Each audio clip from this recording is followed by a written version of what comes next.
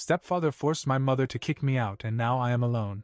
I worked hard to get back on my feet, and now they asked me to finance their golden daughter because I was 17 years old when everything started to fall apart. My dad had died the year before, and honestly, I thought losing him would be the hardest thing I would ever have to deal with. I was wrong. Not long after his funeral, my mom met David, my stepfather, and within months he moved into our house with his 2 kids, Lisa, who was 15, and her little brother, who was 6. It felt fast, too fast, but I didn't say much about it at the time. I wanted my mother to be happy.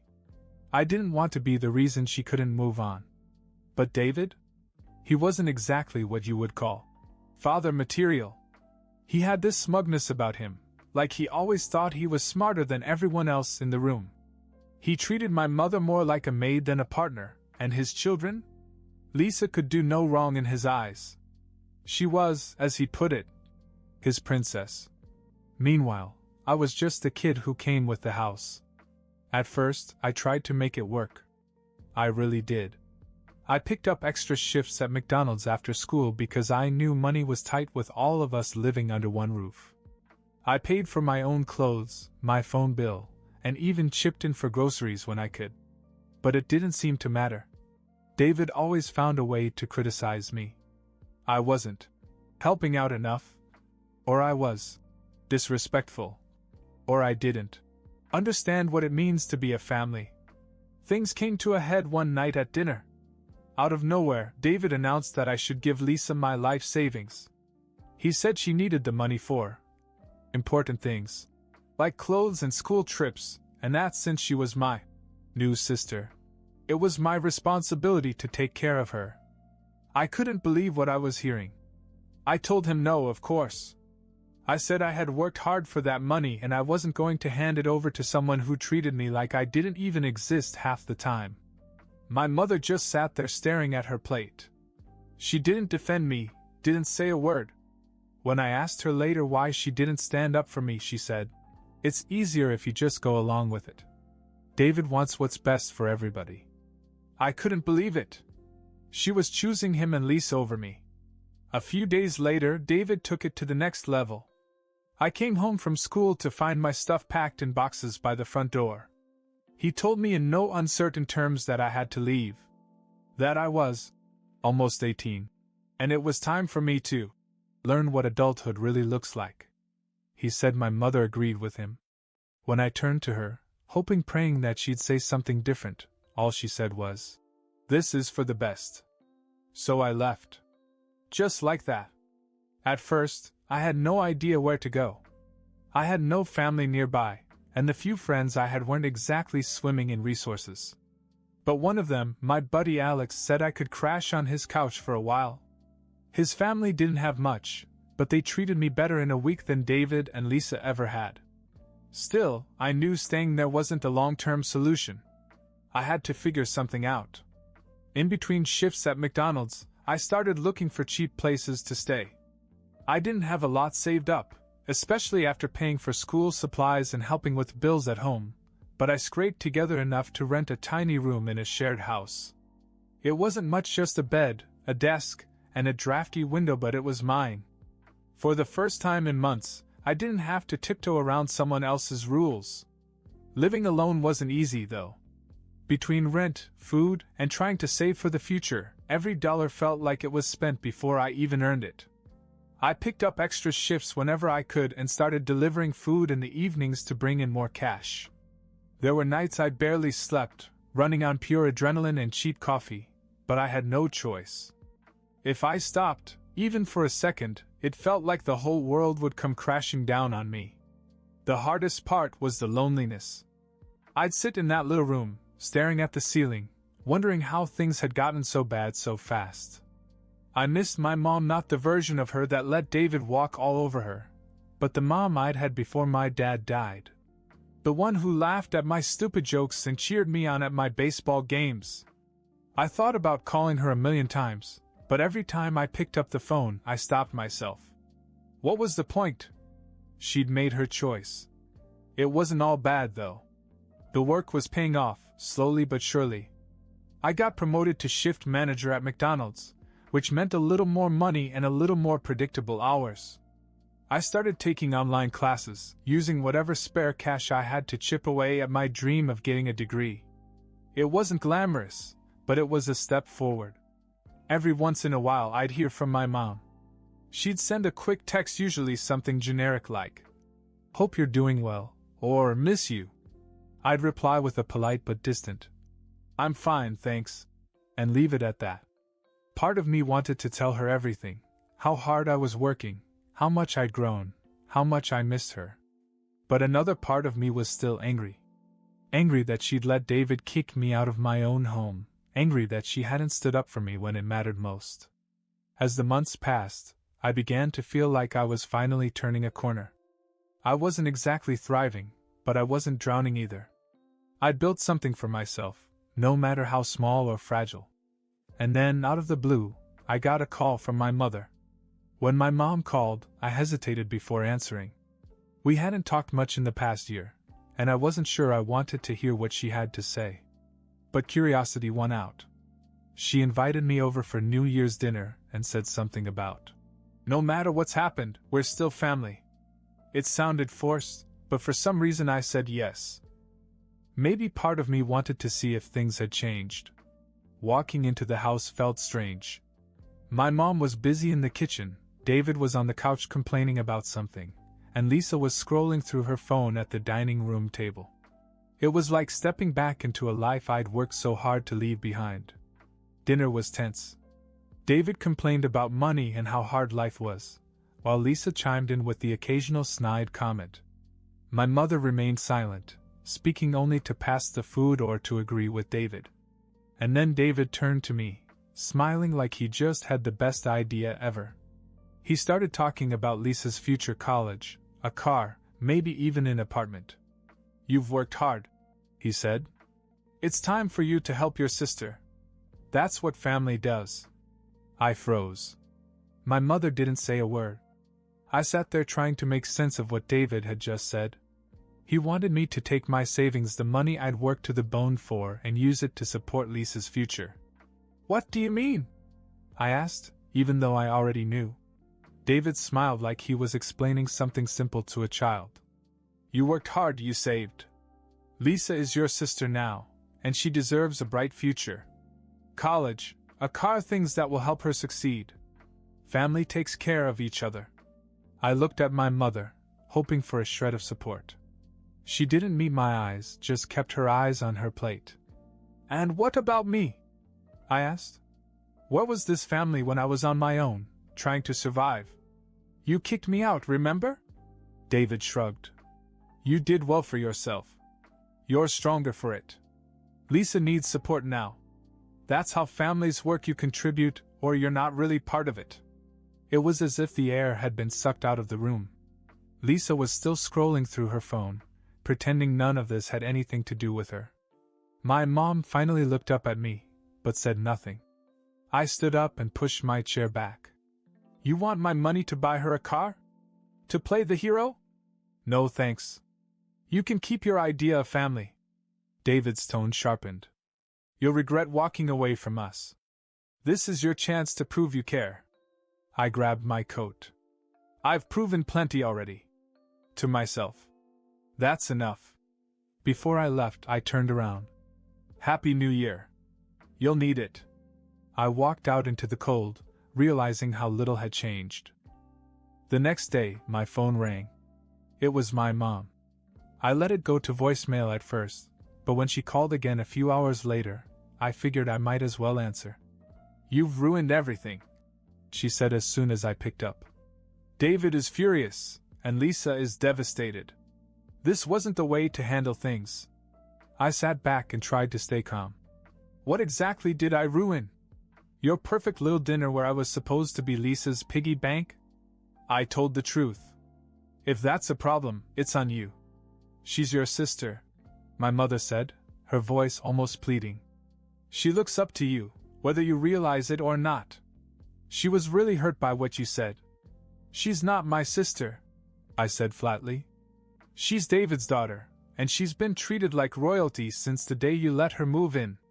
And you stood by while David kicked me out. Now you expect me to help her? Do you even listen to yourself? My mother was silent for a moment. Then she sighed. I just wanted us to start over. I thought maybe we could be a family again. A fresh start? I asked. How does that work when you never even acknowledged what you did? When you let him pack my bags and kick me out without a word? I'm sorry, son, she said quietly. But you didn't have to be so cruel.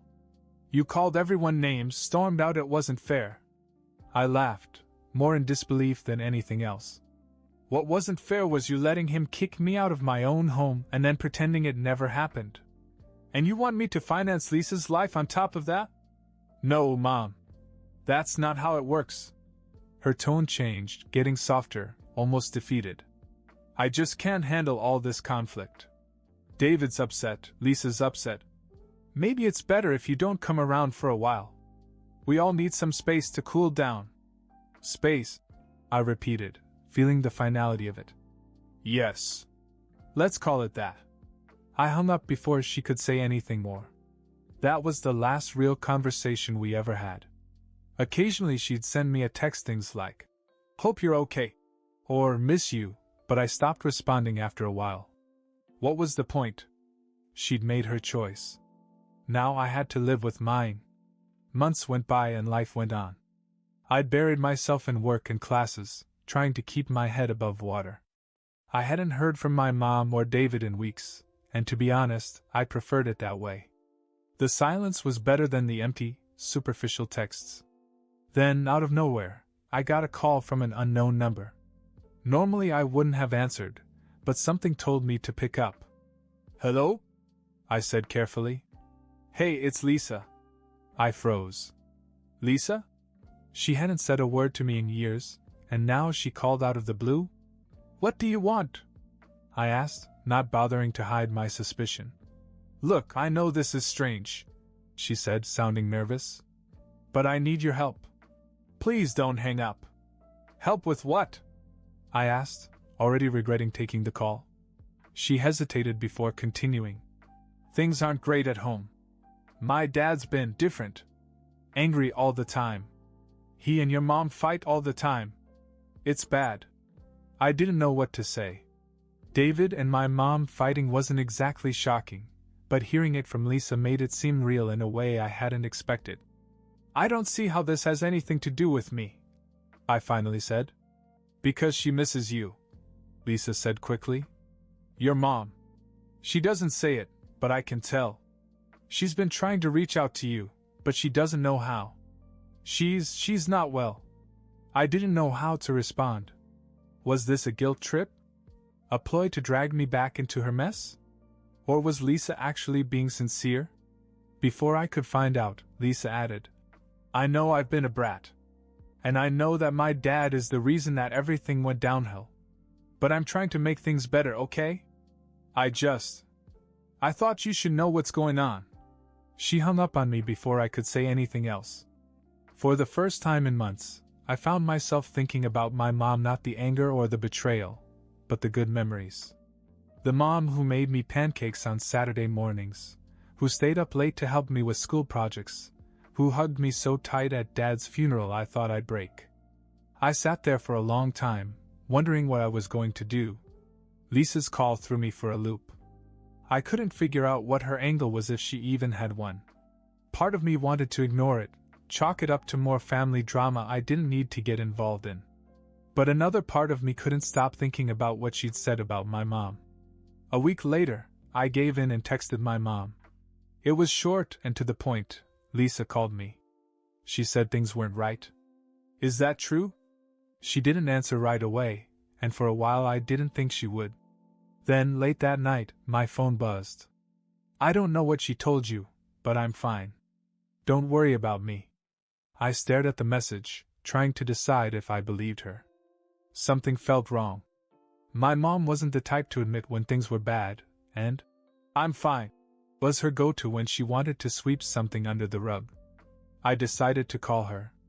She answered on the second ring. "Why didn't you just tell me what was wrong?" I asked right away. She was quiet for a moment before saying, It's nothing to worry about. I don't want to drag you into it. You're not dragging me into anything. Just tell me the truth. She sighed, and I could hear the exhaustion in her voice. David's been under a lot of stress. He's not himself. But it's okay. We'll work through it. Not himself? I asked. Lisa said you had a fight? That it's bad. Her voice softened. It's just been hard. He's struggling at work, and he takes it out on everyone. But I'm dealing with it. I felt a wave of anger rise. Why do you always do this? Make excuses for him? He's been treating you like crap since the day you met him, and now you're telling me it's worse, and you're still defending him? I'm not defending him, she said almost in a whisper. I just don't know what else to do. Her words hit me harder than I had expected. For the first time, I realized how trapped she must have felt, caught between wanting to fix things and knowing she couldn't. I wanted to help her, but I didn't know if I could. She'd let me go so easily when David told her to. Was it my place to try to step in now? A few days after that phone call, something happened that I never saw coming. I got a knock on my door late at night, and when I opened it, Lisa was standing there, shivering in the cold. She had a duffel bag slung over her shoulder and a look on her face I'd never seen before, vulnerable, scared. Can I come in? She asked softly. I stepped aside, still trying to process what had just happened. She came in, dropped her bag, and sank onto the couch. What are you doing here? I asked. I couldn't stay there anymore, she said. They had this huge fight. My dad said some horrible things, and I couldn't take it. I had to get out. I stood there stunned. You ran away? She nodded. I didn't know where else to go. I'm sorry if that's strange, but you're the only person I could think of. I don't have anyone else. Her words hit me like a punch in the gut. For years, I'd thought of Lisa as nothing more than a spoiled, entitled child who only cared about herself. But as she sat there in my tiny apartment, she didn't look spoiled at all. She looked lost. Does Mom know where you are? I asked. I texted her after I left. She said I could come back anytime, but I don't want to. Not while he's there. I didn't know what to say. Part of me wanted to send her back, to tell her it wasn't my problem, but the other part, the part that remembered what it was like to feel unwanted and out of place, couldn't turn her away. You can stay for a while, I finally said. But you'll have to pull your weight. I don't have much, and I can't afford to take care of both of us. She nodded quickly. I'll get a job. I promise. Over the next few weeks, we settled into an uncomfortable routine. Lisa wasn't used to living without all the comforts David had spoiled her with, but to her credit, she adapted quickly. She got a part-time job at a coffee shop, started helping with the groceries, and even helped clean the apartment. At first we barely spoke. The past still hung between us, all the bitterness and resentment. But slowly things began to change. One night, as we sat around the tiny table in my kitchen eating takeout, she broke the silence. I know I wasn't great to you before, she said, staring at her plate. I was a brat. I didn't care about anyone but myself. I'm sorry for that. I didn't know how to respond. I'd spent so long hating her, blaming her for everything that went wrong, that hearing her apologize took me by surprise. It wasn't all your fault, I finally said. David made it worse for everyone. And Mom. I trailed off, not sure how to finish. She's not happy, Lisa said quietly. I don't think she's been happy in a long time. We didn't talk much more that night, but something shifted between us after that. We weren't just stuck in the same room anymore. We started to feel like a family. Living together wasn't easy, but it worked. For the first time in years, I didn't feel completely alone. And I think Lisa felt the same way. Life settled into a strange kind of normal after Lisa moved in. We weren't close at first, but over time we learned to trust each other.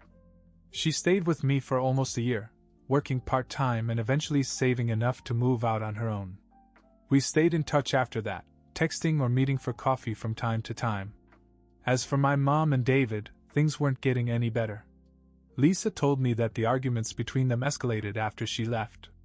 David lost his job, and without his income, they struggled to keep up with the bills. Eventually, my mother couldn't take it anymore. She filed for divorce and moved into a small apartment by herself. Mom reached out to me a few times after that, apologizing and saying she regretted the choices she'd made. But I kept my distance. I wasn't ready to let her back into my life completely, but I tried to stay civil. We talked occasionally, short and polite conversations that felt more like talking to a stranger than my mother. David? He disappeared. Lisa heard through some mutual friends that he'd moved out of state, but neither of us cared enough to dig into the details. As for Lisa, she surprised me. She put herself through college, taking night classes while working during the day. Eventually, she landed a steady job in marketing and seemed to have found her footing. From time to time, she joked that living with me was the wake-up call she needed. And me? I kept grinding. I finished my online classes and got certified in IT, which landed me a solid job at a tech company. It wasn't glamorous, but it was steady, and it gave me a chance to build a life I could be proud of. I even managed to save up enough to upgrade my apartment, nothing fancy, but it felt like a mansion compared to the tiny room I started in. I still think about all that happened. The anger, the betrayal, the loneliness, it's all still there, in a little corner of my mind. But so is the pride. I built a life for myself, from nothing, and I learned what it really means to stand on my own 2 feet.